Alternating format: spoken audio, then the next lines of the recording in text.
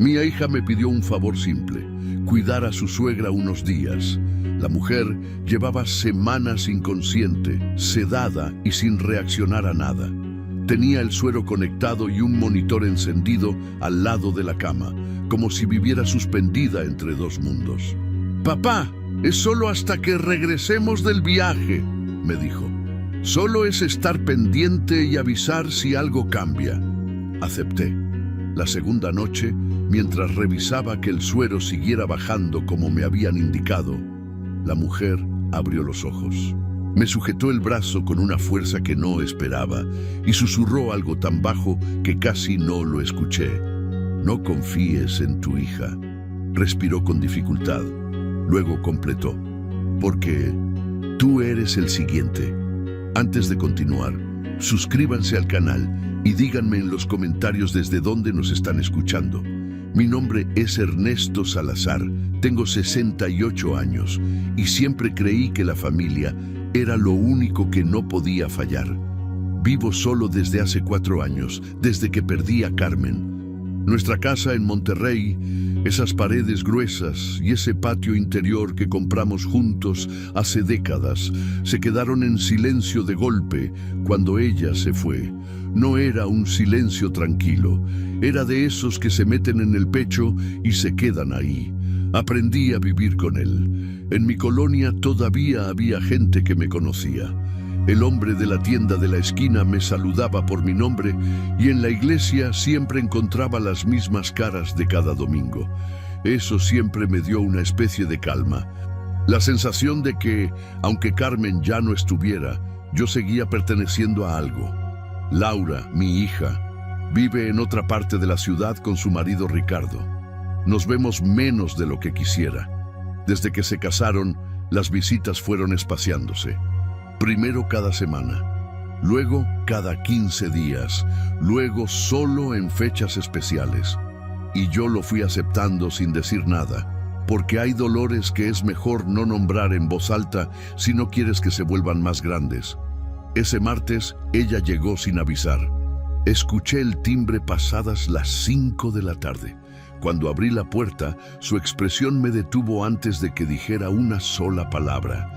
Tenía los ojos cargados, no de llanto, sino de algo más parecido a la prisa, a la urgencia de quien ya tiene todo calculado y solo necesita que el último engrane encaje. «Papá, necesito pedirte algo», dijo. «Es importante».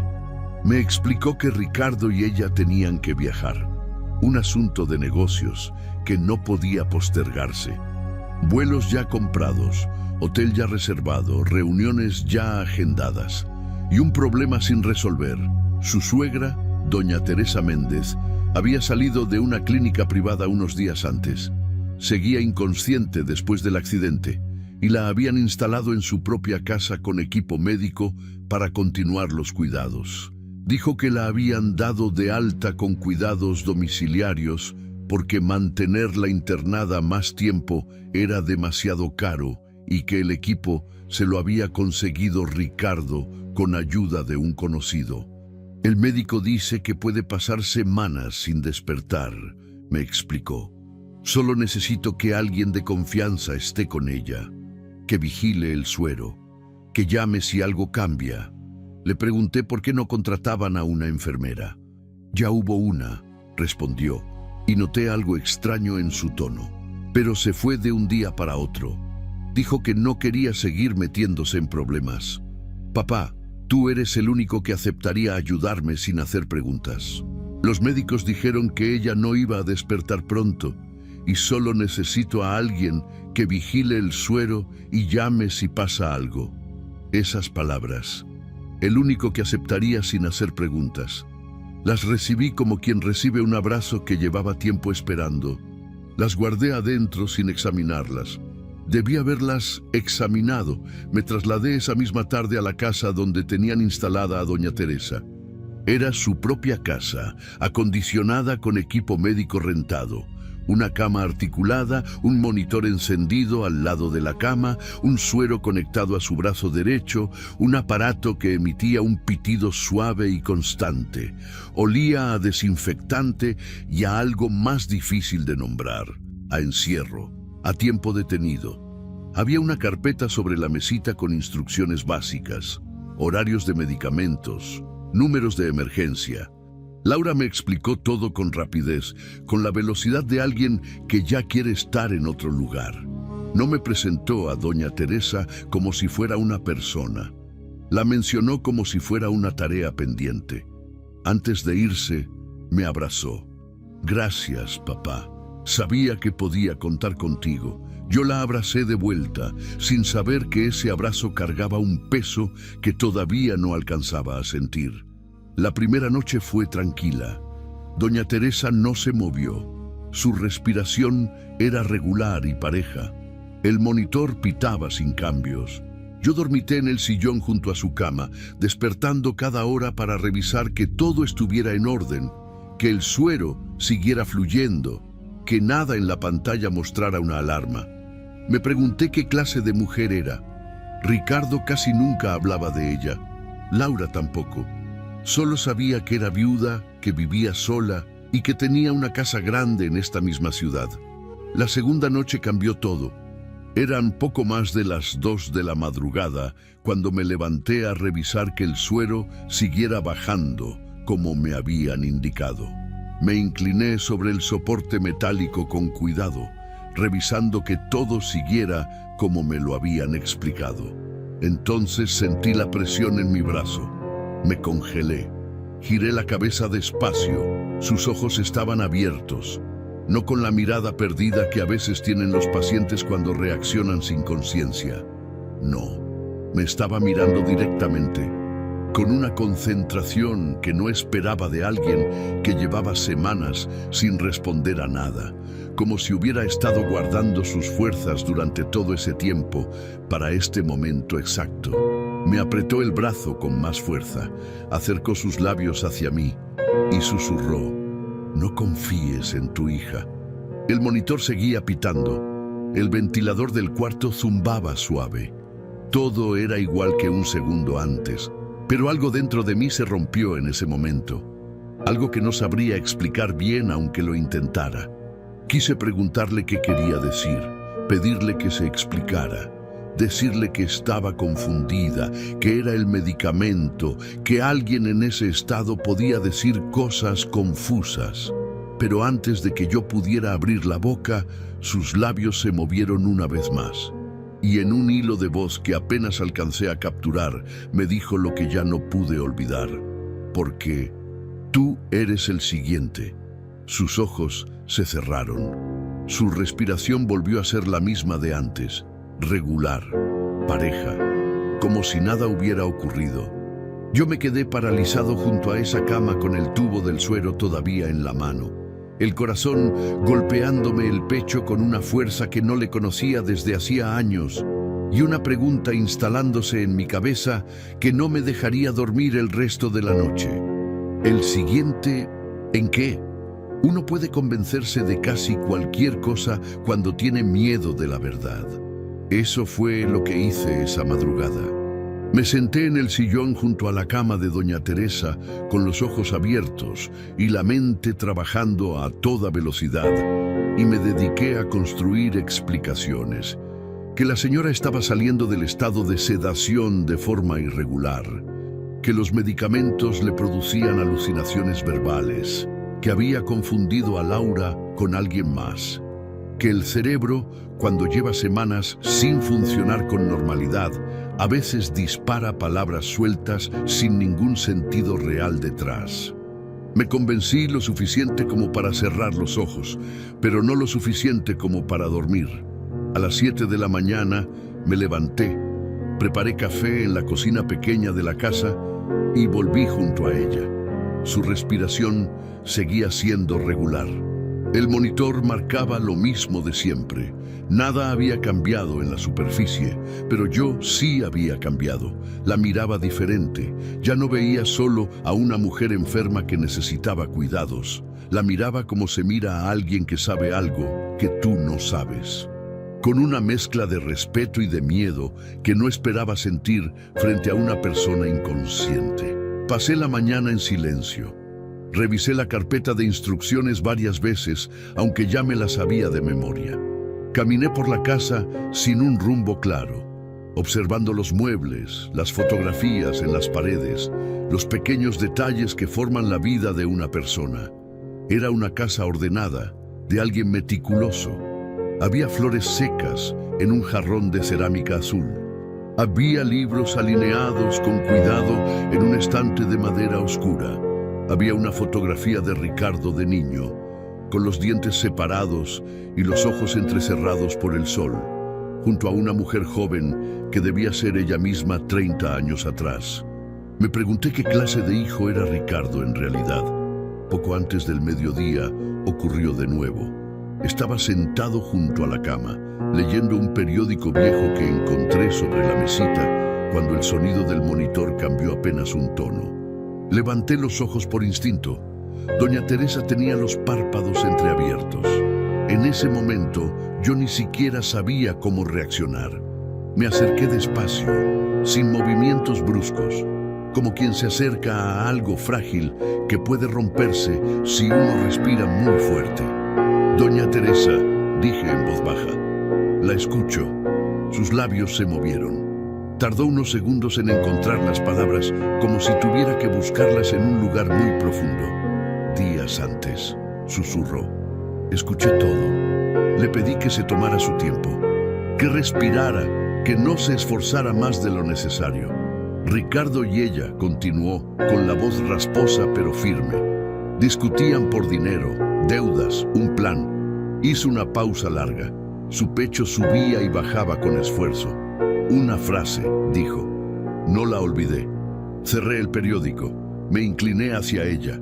Y doña Teresa pronunció algo que se me grabó en la memoria como se graba el hierro caliente sobre la madera. Primero ella, después el suegro. El cuarto se quedó en silencio absoluto. Solo el pitido del monitor, solo el zumbido del ventilador, solo mi propia respiración, que de repente no encontraba su ritmo normal. ¿Está segura de lo que escuchó?, le pregunté. Pero sus ojos ya se habían cerrado otra vez.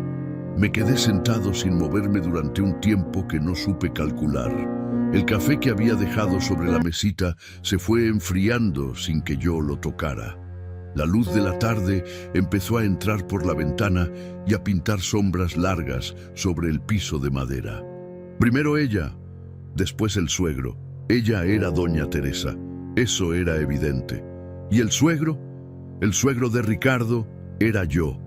Intenté razonar con calma, intenté decirme que era una mujer confundida, que las semanas en ese estado alteran la memoria, que quizás había escuchado mal o que las palabras significaban algo diferente en un contexto que yo no conocía.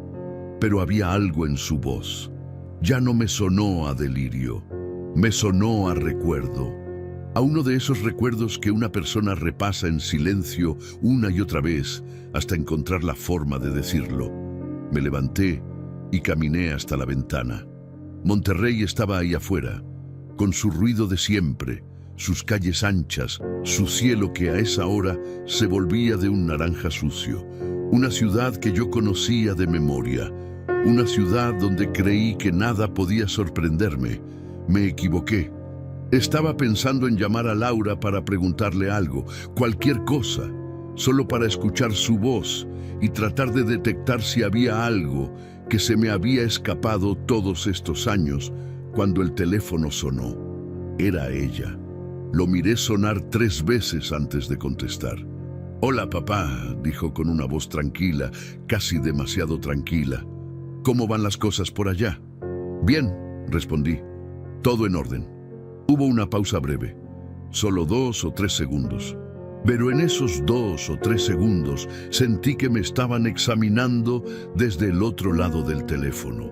Y entonces Laura hizo una sola pregunta.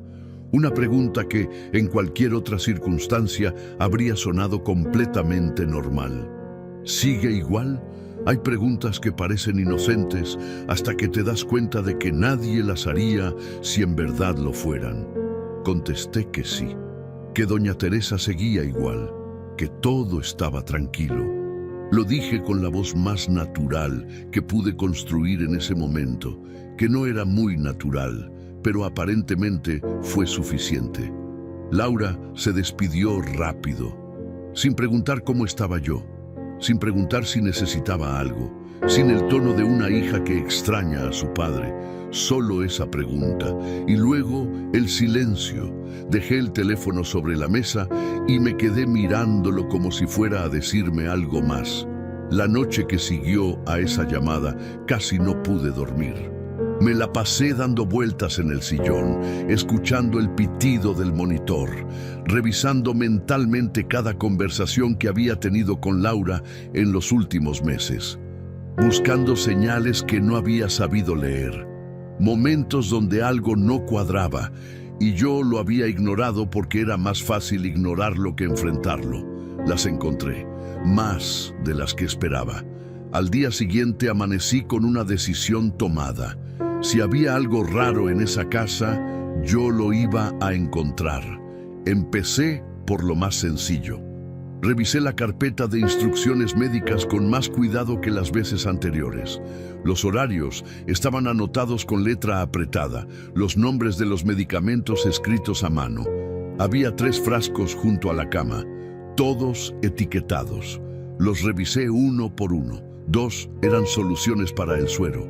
Los conocía, los había visto en hospitales cuando Carmen estuvo enferma. El tercero no lo reconocí. Tenía el sello intacto, sin abrir. En ese momento no entendí por qué estaba ahí, separado de los demás. Más tarde empecé a sospechar que ese frasco no estaba guardado por descuido, sino porque alguien esperaba que siguiera usándose sin hacer demasiadas preguntas. Y por primera vez pensé algo que me dejó helado. Quizás me habían puesto ahí precisamente para no cuestionar nada. Tomé fotografías con mi teléfono. Luego busqué más. En ese momento yo ni siquiera sabía qué esperaba encontrar. Quizás nada.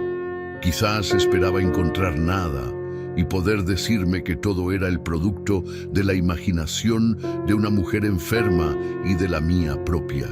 Pero algo me empujaba a seguir mirando, a no conformarme con la superficie. Revisé el armario del cuarto. Ropa de doña Teresa, ordenada con cuidado. Cobijas dobladas en el estante de arriba y en el fondo, detrás de una cobija color vino, una bolsa de plástico cerrada con un nudo. La abrí. Adentro había 4 cajas de medicamentos. No estaban en la carpeta de instrucciones.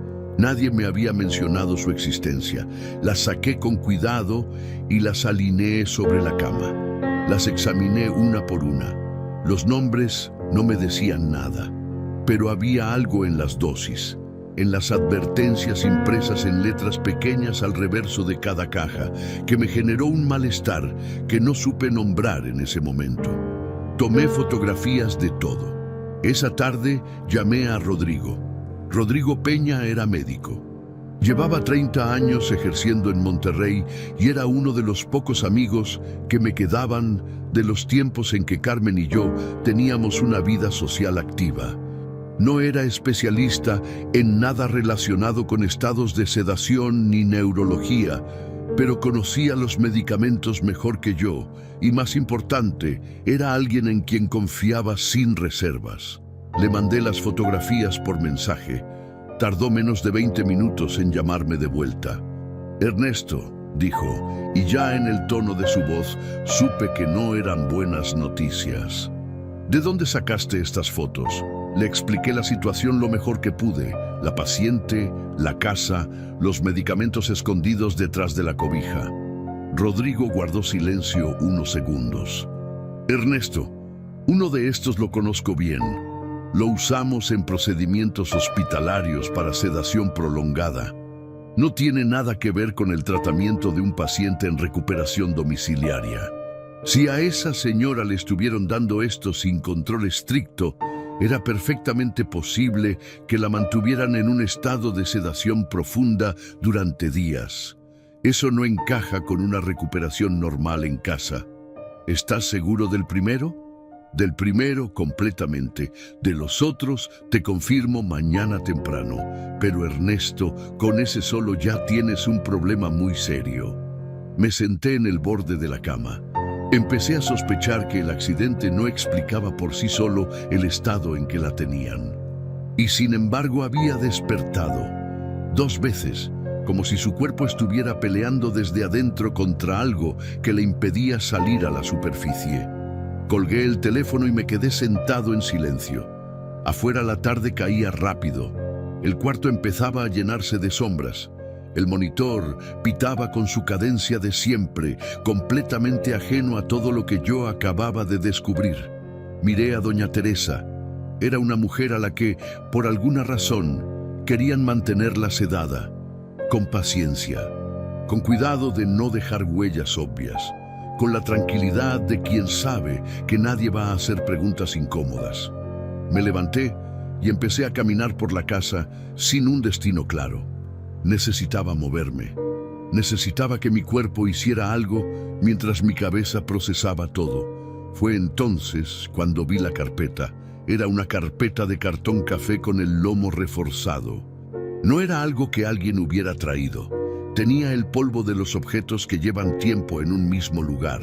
Una pequeña mancha de humedad en la esquina inferior que el mueble le había ido imprimiendo con los años.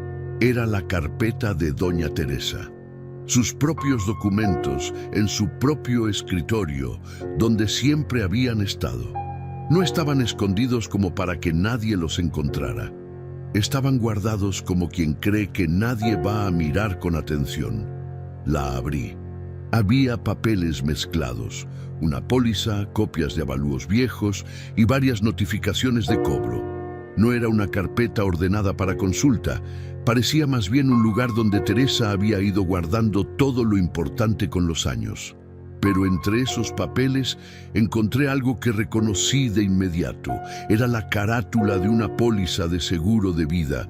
El nombre del asegurado era Teresa Méndez.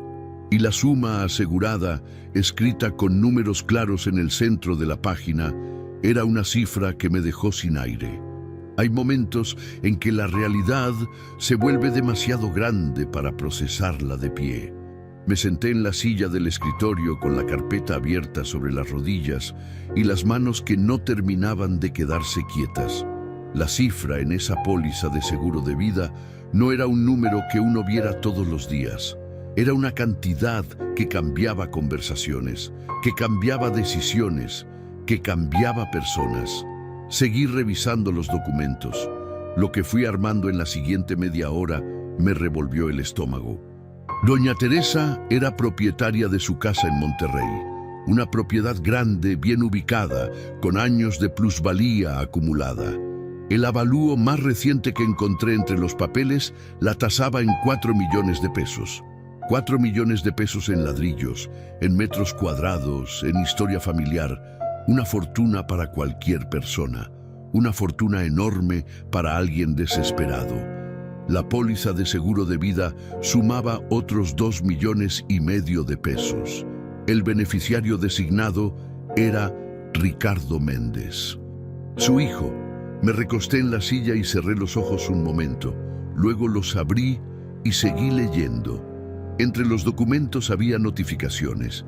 3 cartas formales de cobranza impresas en papel membretado de distintas instituciones financieras, todas dirigidas a Ricardo Méndez en la dirección de esa misma casa. Supuse que las enviaban ahí porque Ricardo no quería que Laura las viera llegar a su domicilio. Las fechas eran recientes. El tono era el de quien ya agotó su paciencia. Entre los 3 documentos, la deuda superaba el 1,000,000 de pesos. Me levanté de la silla y caminé hasta la ventana del estudio. Afuera la noche ya era completa. Las luces de la colonia parpadeaban entre los árboles. Cuando junté en la cabeza la casa de Teresa, el seguro y lo que Laura podía esperar de mí, entendí de golpe el tamaño de la ambición que tenían encima. Tuve que sentarme de nuevo. No en el escritorio. directamente en el piso, con la espalda contra la pared y las rodillas dobladas, como no me había sentado desde que era joven, como no me había sentado desde los tiempos en que el cuerpo y la mente se derrumban al mismo tiempo y uno necesita que algo sólido lo sostenga por debajo. El piso de madera estaba frío. Pensé en Laura, pensé en su cara cuando llegó a pedirme el favor, en esa urgencia calculada que yo confundí con estrés legítimo. Pensé en todos los años que la había apoyado, en el dinero que le había prestado cuando ella y Ricardo tuvieron problemas económicos hace 3 años, dinero que nunca había vuelto. En las veces que le había dicho que la casa era suya cuando yo ya no estuviera, que no se preocupara, que todo estaba arreglado. ¿Cuántas veces le había dicho eso? ¿Cuántas veces le había dado, sin saberlo, razones para apurarse? Me quedé en el piso un tiempo largo.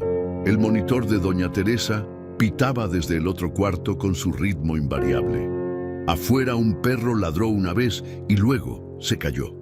El refrigerador de la cocina hizo un ruido mecánico y luego volvió al silencio. Cuando me levanté, lo hice despacio. Volví al cuarto de doña Teresa y la miré. Me pregunté si su cuerpo seguía peleando contra la sedación, si esas ventanas breves de conciencia eran el resultado de una voluntad que se negaba a apagarse del todo. Me senté en el sillón, puse la carpeta sobre la mesita junto a la cama, y entonces recordé algo que no había notado cuando revisé la sala más temprano. Algo que había visto de reojo sin prestarle atención, porque en ese momento no tenía el contexto para entender lo que significaba. Me levanté y fui a la sala. Sobre la repisa de la televisión, entre un adorno de Talavera y un portarretrato con una foto de Ricardo de joven, había un teléfono fijo, de esos antiguos, con base y auricular separado. Y junto al teléfono, medio escondido detrás del portarretrato, había un objeto pequeño y negro que reconocí de inmediato. Una grabadora pequeña, de esas que la gente guarda por años y casi nunca usa. La tomé entre mis manos con cuidado. Tenía una sola ranura en el costado, para una memoria portátil. La ranura estaba vacía, pero en la parte de atrás, pegada con cinta adhesiva, había una memoria pequeña con una etiqueta escrita a mano. Y lo que decía esa etiqueta era lo último que esperaba encontrar en ese momento. Era la fecha del accidente de doña Teresa. Y debajo de la fecha, 3 palabras escritas con letra temblorosa que, sin embargo, eran completamente legibles para quien encuentre. Hay verdades que uno tarda años en entender y hay otras que te caen encima en un segundo. Sostuve esa memoria pequeña entre los dedos durante un tiempo que no supe calcular. Era un objeto diminuto, liviano, del tamaño de una uña. Y sin embargo, sentí su peso como si fuera una piedra enorme que alguien me hubiera puesto en la palma de la mano sin pedirme permiso. Para quien encuentre. Doña Teresa la había preparado antes del accidente. Eso significaba que ella sabía que algo podía pasarle, que había tenido tiempo de grabarlo, de etiquetarlo, de esconderlo donde alguien pudiera encontrarlo si ella no podía hablar por sí misma. Lo había hecho sola, en silencio, sin decirle a nadie, con la frialdad de una mujer que entiende que está en peligro y que sus únicos recursos son los que tiene al alcance de la mano. Fui a buscar mi teléfono. Tardé varios minutos en encontrar una aplicación que pudiera leer ese tipo de memoria. Cuando por fin lo logré, mis manos temblaban lo suficiente como para que me costara trabajo insertar el diminuto dispositivo en el adaptador. El archivo de audio tenía 19 minutos con 42 segundos. Me senté en el sillón junto a la cama de doña Teresa, puse el volumen bajo y le di al play. Los primeros segundos eran estática, luego el sonido de una silla moviéndose, luego la voz de doña Teresa clara y firme, sin el rastro de debilidad que yo le había escuchado en sus 2 breves momentos de conciencia. Si estás escuchando esto, dijo, es porque yo no pude contártelo en persona. o porque ya no estoy. Me quedé completamente inmóvil. Lo que voy a decir es la verdad. Lo escuché con mis propios oídos, en mi propia casa, 4 días antes del accidente. Hubo una pausa, el sonido de su respiración. Luego continuó. Ricardo y su esposa discutían en la cocina. Yo estaba en el pasillo y ellos no sabían que estaba ahí. Escuché todo. Después, la grabación siguió con la propia voz de Teresa explicando a medias, como quien deja una instrucción a contrarreloj. Cuando entendió de qué hablaban, sacó el teléfono y lo acercó cuanto pudo hacia la puerta de la cocina. La calidad no era perfecta, pero alcanzaba. Tenía razón. Entre el ruido de fondo y el sonido de sillas, las voces eran reconocibles, inconfundibles. Ricardo hablando bajo, con esa tensión de quien intenta no gritar, pero ya no puede controlarlo del todo. No podemos seguir esperando. Los acreedores me llamaron esta semana. Ya no hay más plazos, Laura. Y luego, la voz de mi hija. Era la voz que yo había escuchado durante toda su vida, pidiéndome consejo, llorando cuando algo se rompía, agradeciéndome favores que ahora entendía de otra manera. Ya lo sé, dijo Laura, pero hay que hacerlo bien, sin prisa, sin errores. ¿Cuánto tiempo más? Una pausa. Si todo sale bien, dijo Laura, en unos meses todo será nuestro. El cuarto se quedó en silencio. No el silencio del monitor pitando y el ventilador zumbando. Un silencio diferente, el que se instala adentro de uno cuando algo que formaba parte de su estructura interna se rompe y el resto del edificio no sabe todavía si va a sostenerse. Seguí escuchando. Ricardo otra vez. ¿Y el viejo? Una pausa más larga esta vez. 3 segundos. 4. Mi papá ya está grande.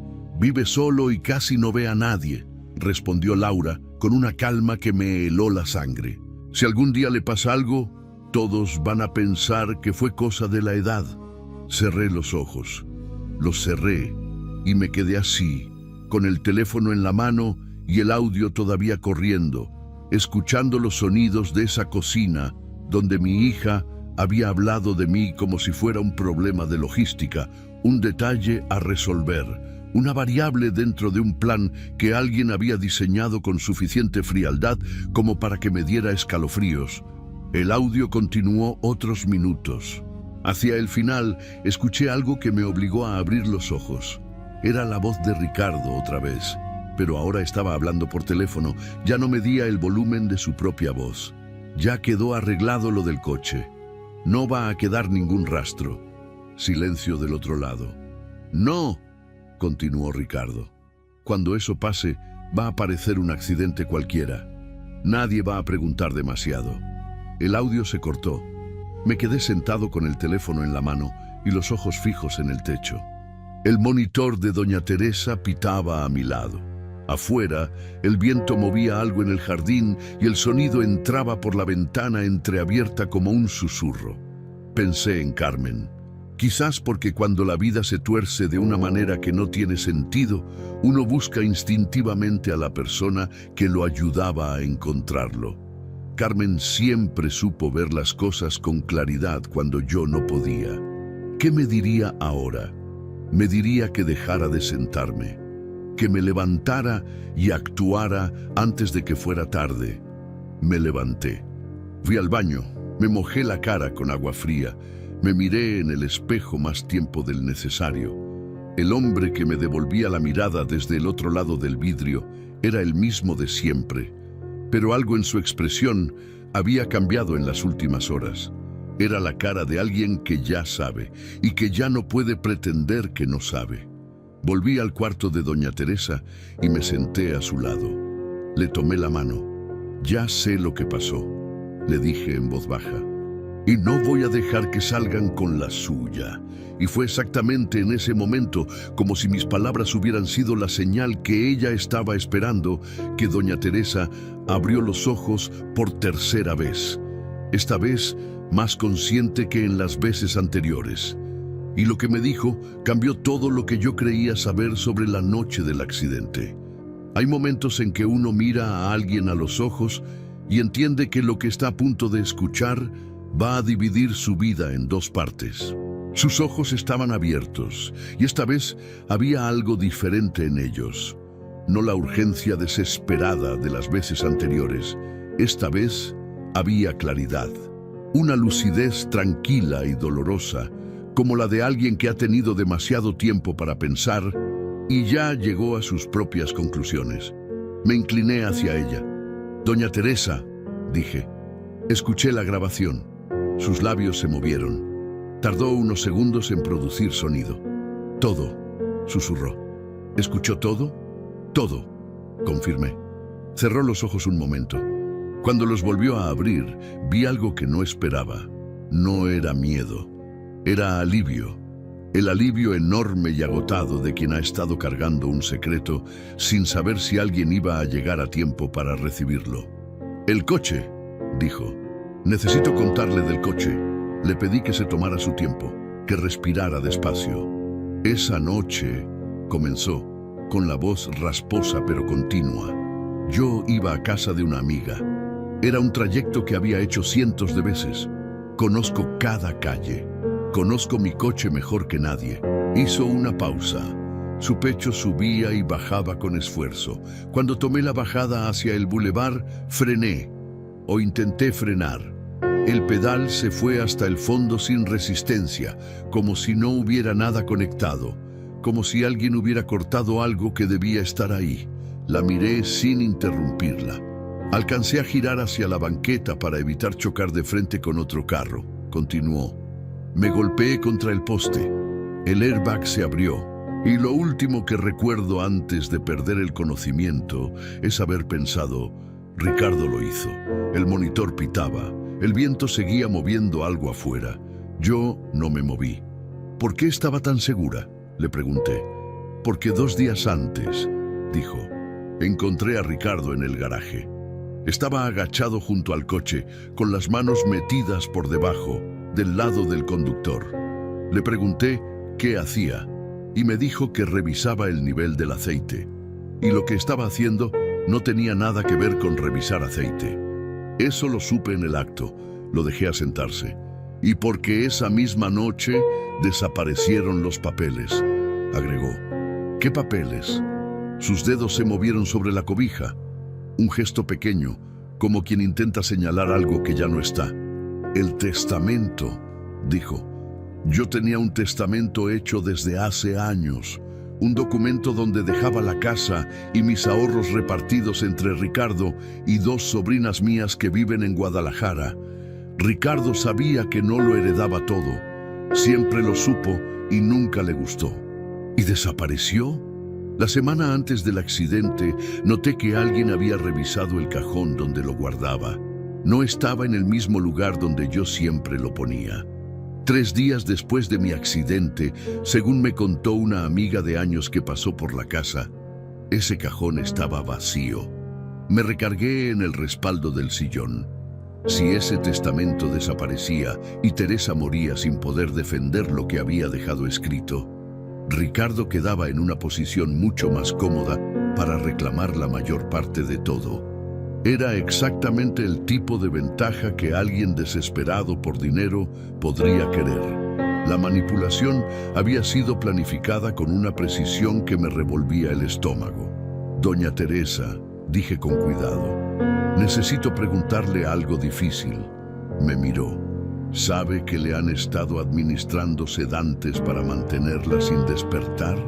Sus ojos no se sorprendieron, solo se entristecieron. Lo sospeché, dijo en voz baja. Hay momentos en que siento que debería estar más despierta de lo que estoy. Como si hubiera algo que me jala hacia abajo cada vez que intento subir. Ya no voy a permitir que eso continúe, le dije. Asentó levemente con la cabeza. Luego me miró con esa expresión que ya le conocía, la de alguien que necesita decir algo más antes de que la ventana se cierre. Hay algo más que debes saber, dijo. Esperé. Según lo que escuché, Ricardo todavía dudaba. Laura no. Laura era la que convertía la desesperación en decisión. Esas palabras cayeron en el cuarto como caen las cosas pesadas, sin ruido al principio y luego con un impacto que demora unos segundos en sentirse completo. ¿Cómo lo sabe? Porque 2 semanas antes del accidente, Ricardo vino a verme, solo, sin Laura. Estaba nervioso, no dormía bien, se le notaba en la cara. Me dijo que tenía problemas de dinero, pero que iba a resolverlos. Le ofrecí ayudarlo.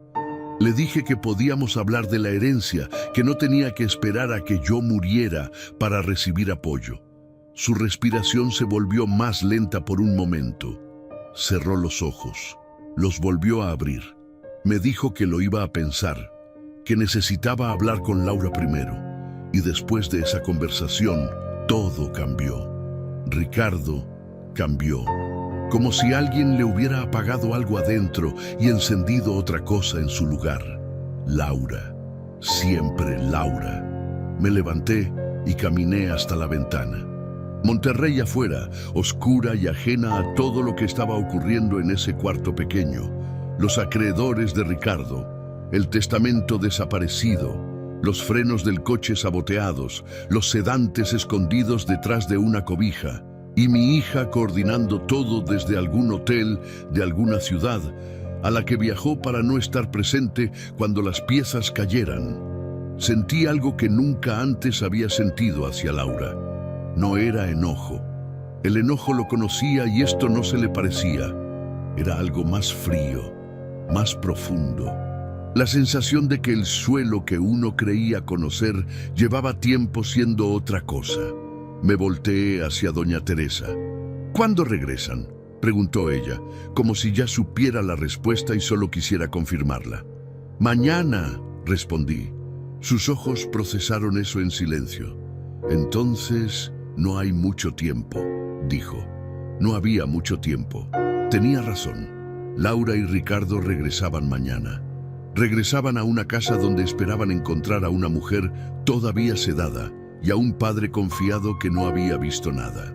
Regresaban al siguiente paso de un plan que alguien había diseñado creyendo que nadie iba a descubrirlo. Pero yo lo había descubierto. Me senté de nuevo junto a doña Teresa. Ella me miraba con esa calma extraña que tienen las personas que ya pasaron por lo peor y aprendieron que el miedo gasta energía que uno necesita para otra cosa. ¿Qué va a hacer?, me preguntó. Pensé en Carmen. Pensé en los años que me había llevado construir una vida que alguien había estado dispuesto a desmantelar sin siquiera parpadear. Pensé en doña Teresa aguantando semanas de sedación, peleando desde adentro para poder abrirle los ojos a un desconocido y decirle la verdad. Y tomé una decisión, una sola, clara, sin vuelta atrás. Voy a estar listo cuando lleguen, dije. Hay una diferencia enorme entre reaccionar y prepararse. Toda mi vida reaccioné. Esa noche me preparé. Eran casi las 11 cuando tomé el teléfono y busqué el número que Rodrigo me había dado hace años y que nunca había necesitado usar. Un abogado, no cualquiera. El que él me recomendó cuando tuve el problema con los papeles de la casa después de la muerte de Carmen. Alguien serio, me había dicho Rodrigo. Alguien que no se asusta fácil. Lic, Alejandro Vargas. Marqué sin pensar demasiado, porque si pensaba demasiado iba a convencerme de que era una exageración, de que quizás me había equivocado, de que quizás había una explicación para todo que yo no estaba viendo. Y ya había pasado suficiente tiempo convenciéndome de cosas que no eran ciertas. Contestó al tercer timbrazo con la voz ronca de alguien que ya estaba durmiendo. Licenciado Vargas, dije, soy Ernesto Salazar. Me recomendó el doctor Rodrigo Peña. Sé que es tarde y le pido una disculpa, pero tengo un problema que no puede esperar hasta mañana. Hubo una pausa breve. Luego escuché el sonido de alguien incorporándose en una cama. Cuénteme, dijo. Le conté todo. Desde el momento en que Laura tocó mi timbre hasta la grabación, los sedantes, el testamento desaparecido, los frenos saboteados y la fecha de regreso. Hablé durante casi 20 minutos sin parar, mientras el licenciado escuchaba sin interrumpirme, más que para hacer una pregunta precisa en los momentos donde yo dejaba un hueco. Cuando terminé, él guardó silencio unos segundos. ¿Tiene la grabación?, preguntó. La tengo. ¿Los medicamentos están todavía en la casa? Están donde los encontré. No toqué nada. Bien, dijo. Hizo bien en no tocar nada. Escúcheme, señor Salazar. Con lo que usted tiene, esto ya merece intervención inmediata. No para resolverlo esta misma noche, pero sí para dejar constancia, proteger a la señora y evitar que ellos regresen creyendo que todavía controlan la situación. Hizo una pausa breve. Conozco al comandante Julio Navarro de casos anteriores. Voy a mover esto ahora mismo para que quede asentado desde esta noche. No van a ir a arrestar a nadie esta noche. Van a ir a documentar lo que ya había en la casa y dejar todo preparado antes de que ellos regresaran. Es lo que se puede hacer en este momento y es suficiente. Navarro llegó a la casa pasada la medianoche, acompañado por otro agente, con una actitud tranquila y metódica que me generó confianza desde el primer momento. No era el tipo de policía que hace ruido, era el tipo que observa, anota y pregunta lo justo. Documentaron todo con fotografías, registraron mi declaración inicial y me indicaron que no moviera nada hasta la mañana siguiente. La estrategia era simple: observar la reacción de Laura y Ricardo cuando regresaran y actuar con el respaldo de lo ya documentado. Navarro habló por teléfono con alguien del Ministerio Público durante varios minutos, en voz baja, de espaldas a mí. Cuando se dio vuelta, su expresión era seria pero clara. «Señor Salazar», dijo, «vamos a necesitar que mañana todo se vea exactamente igual que hoy. Los medicamentos en el armario, la carpeta en el escritorio. Usted se comporta como si no supiera nada. ¿Puede hacer eso?» «Puedo», dije. «Nosotros vamos a estar afuera», dijo. «Cuando ellos entren, mándenos un mensaje. Solo una palabra. Llegaron. Simple, sin posibilidad de malinterpretarse». Los agentes se fueron poco antes de las 2 de la madrugada. El licenciado Vargas se quedó otros 20 minutos repasando conmigo lo que debía y no debía decir. «Actúe normal», me dijo antes de irse. «Sé que es difícil, pero recuerde algo. A estas alturas, lo más importante ya está hecho. Usted dejó constancia antes de que ellos regresaran. Cuando cerré la puerta detrás de él, el reloj marcaba las 2:40 de la madrugada. Fui al cuarto de doña Teresa. Me miró cuando entré. «¿Cómo va?», susurró. «Todo está listo», le dije. Asintió levemente. Cerró los ojos. Me quedé dormido sin querer en el sillón, con esos pensamientos todavía girando. Me desperté con el sonido de un coche deteniéndose frente a la casa. Eran las 10:15 de la mañana.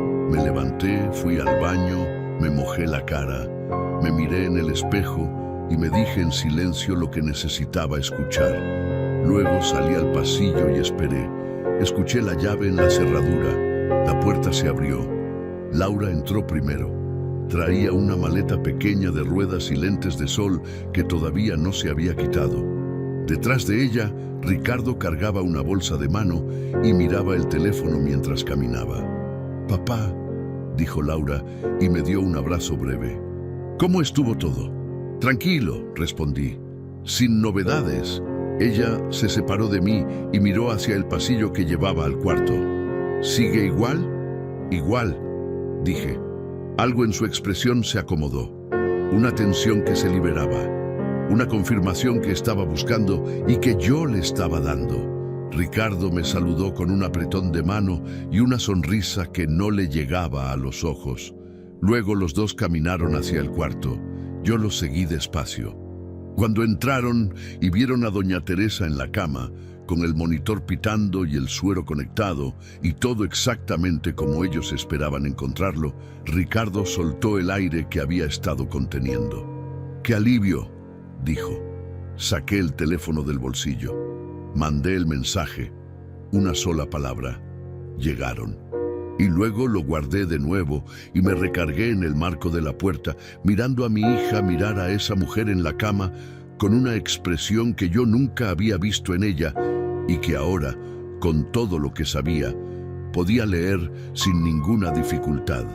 No era preocupación, era cálculo. Poco después, escuché movimiento en la entrada. Luego la voz del licenciado Vargas diciendo su nombre y pidiendo que nadie se moviera. Luego los pasos del comandante Navarro y su compañero. Laura se giró hacia mí, y en su cara vi el momento exacto en que entendió todo. «Papá», dijo, y su voz ya no tenía nada de la calidez calculada de los últimos días. «¿Qué hiciste?». No respondí de inmediato. El licenciado Vargas entró al cuarto y se presentó. Navarro pidió a Ricardo que se sentara. El otro agente se posicionó junto a la puerta. Entonces, el licenciado sacó su teléfono, buscó el archivo de audio y lo reprodujo. La voz de Laura llenó el cuarto. «Si todo sale bien, en unos meses, todo será nuestro». El silencio que siguió fue el más pesado que yo había escuchado en toda mi vida. Ricardo miró el piso, Laura me miró a mí, y yo la miré de vuelta, sin apartar los ojos, sin temblar, sin darle lo que claramente estaba buscando en mi cara. Alguna señal de duda, algún resquicio por donde entrar y deshacer lo que ya no tenía vuelta atrás. No encontró nada de eso, pero la peor prueba todavía no había aparecido. Hay cosas que uno espera nunca tener que decir en voz alta, porque mientras no se dicen, todavía existe la posibilidad de que no sean completamente ciertas. Ricardo seguía mirando el piso. Laura me miraba a mí. El licenciado Vargas dejó que el silencio hiciera su trabajo durante unos segundos más. Luego guardó el teléfono y abrió la carpeta que traía bajo el brazo. Sacó una hoja y la colocó sobre la mesita junto a la cama de doña Teresa con el cuidado de quien sabe exactamente lo que está haciendo. «Esto es una declaración formal ante el Ministerio Público», dijo, «firmada anoche por el señor Ernesto Salazar en presencia del comandante Navarro. Describe los hechos ocurridos en esta casa durante los últimos 4 días y está acompañada de evidencia física y de audio que ya obra en poder de las autoridades». Laura abrió la boca.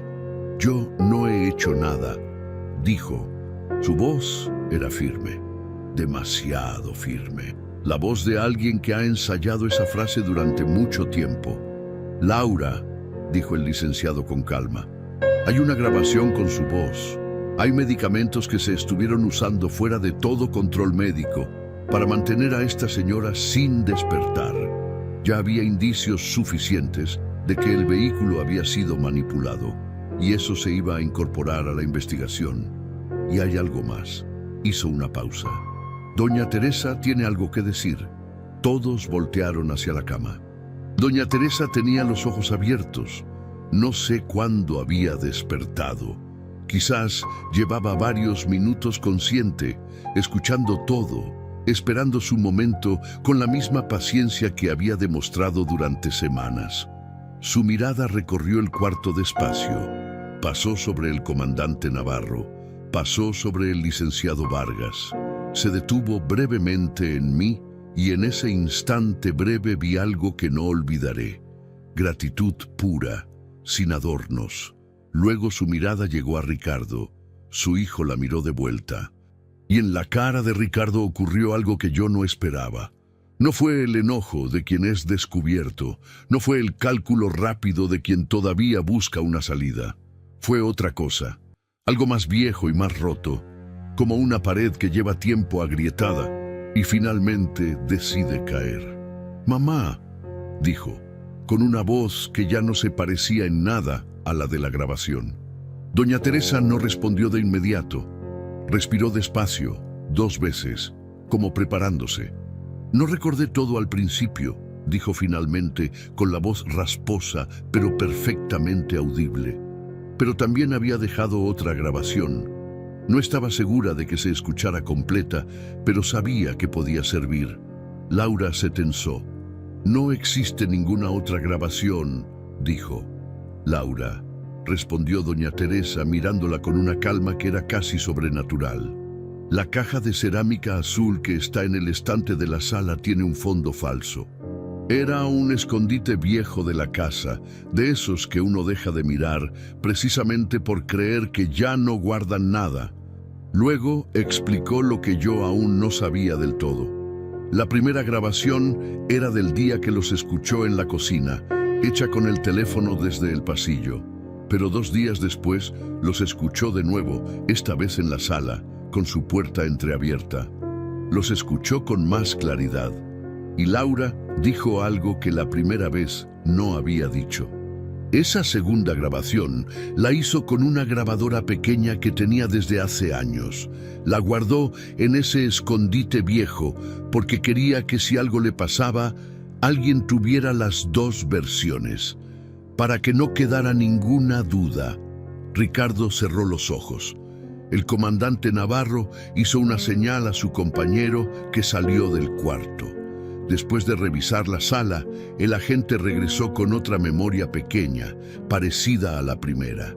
El licenciado la conectó al mismo adaptador. Y la voz que salió de ese audio hizo que el cuarto se quedara sin oxígeno. Era Laura. Se escuchaba más clara que en la primera grabación, lo suficiente como para que no hubiera dudas. Mi papá ya está grande, vive solo y casi no ve a nadie. Si algún día le pasa algo, todos van a pensar que fue cosa de la edad. Luego, una pausa. Primero, resolvemos lo de ella. Después vemos lo del viejo. Y con eso se termina todo. Cerré los ojos. Los cerré y los mantuve cerrados durante varios segundos. No porque no pudiera soportar lo que estaba escuchando, sino porque necesitaba un momento solo para mí, un instante donde nadie pudiera ver mi cara mientras ese audio terminaba de hacer lo que llevaba días tratando de hacer, demoler la última pared que todavía me separaba de la verdad completa. Cuando los abrí, Laura me estaba mirando. Ya no había firmeza en su cara. Ya no había el cálculo frío de los últimos días. Había algo diferente. Algo que en cualquier otra circunstancia yo habría reconocido como la cara de mi hija cuando algo le duele de verdad. Pero ya no podía leerla así. Ya no podía darme ese lujo. Papá, dijo, y su voz se quebró en la segunda sílaba. No respondí. El comandante Navarro se acercó a Ricardo y comenzó a hablarle en voz baja sobre sus derechos. El otro agente hizo lo mismo con Laura. El licenciado Vargas se paró junto a mí y puso una mano breve sobre mi hombro, sin decir nada, que era exactamente lo que yo necesitaba. Yo escuché hablar de un caso grave, de medicamentos usados para mantenerla sedada, de documentos ocultos, de un posible intento de matarla y de una investigación por todo el dinero que pensaban quedarse. No necesitaba más detalles. Con eso me bastaba para entender la gravedad de lo que habían hecho. Ricardo no opuso resistencia. Cuando el agente lo tomó del brazo, se dejó llevar con la cabeza baja y los hombros caídos, como alguien que lleva tiempo cansado de sostener algo demasiado pesado, y finalmente encontró el permiso para soltarlo. Laura sí opuso resistencia, no física, verbal. Habló rápido, dijo que todo era un malentendido, que la grabación estaba fuera de contexto, que ella nunca tuvo intención de hacerle daño a nadie. Lo dijo mirándome a mí, no a los policías. Lo dijo como si yo fuera el único que todavía podía salvarla. Quizás en otro momento lo habría intentado, no en ese. Cuando se la llevaron al pasillo y luego a la salida, yo me quedé en el cuarto con doña Teresa y el licenciado Vargas. Afuera escuché el ruido de las puertas del coche patrulla. El motor encendiendo, el sonido alejándose poco a poco hasta que Monterrey se lo tragó como se traga todo, sin escándalo, sin ceremonia. El silencio que quedó era diferente a todos los silencios de los días anteriores. Era limpio. Me acerqué a la cama de doña Teresa. Le tomé la mano, igual que la noche anterior, pero esta vez sin el peso de lo que todavía faltaba por ocurrir. Gracias, le dije. Usted también me salvó a mí, respondió. El licenciado Vargas nos dejó solos unos minutos mientras hacía llamadas afuera. Por la ventana entraba la luz de la mañana. El monitor pitaba. Las flores secas en el jarrón azul seguían ahí, quietas, ajenas a todo. Pensé en los años que cargaba encima. Pensé en Carmen y en lo que habría dicho si hubiera podido ver todo esto. Probablemente habría dicho que el amor verdadero no exige que uno se quede ciego, que querer a alguien no obliga a ignorar lo que esa persona es capaz de hacer, que hay traiciones que no se perdonan no porque uno no pueda, sino porque perdonarlas sería traicionarse a sí mismo. Pensé en Laura. La pensé sin odio.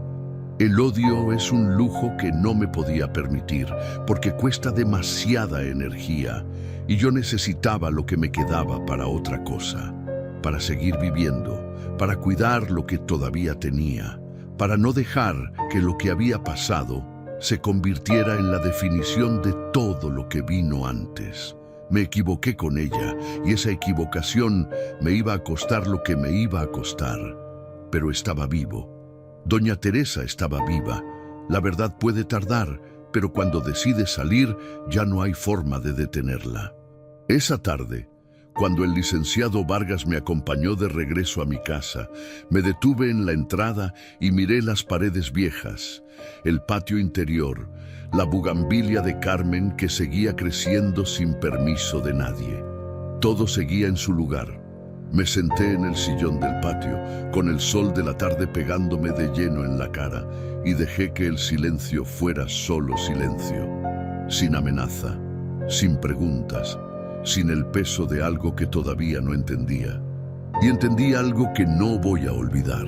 A veces la única venganza que vale es seguir de pie cuando ya te daban por acabado, porque la peor traición no viene de un enemigo.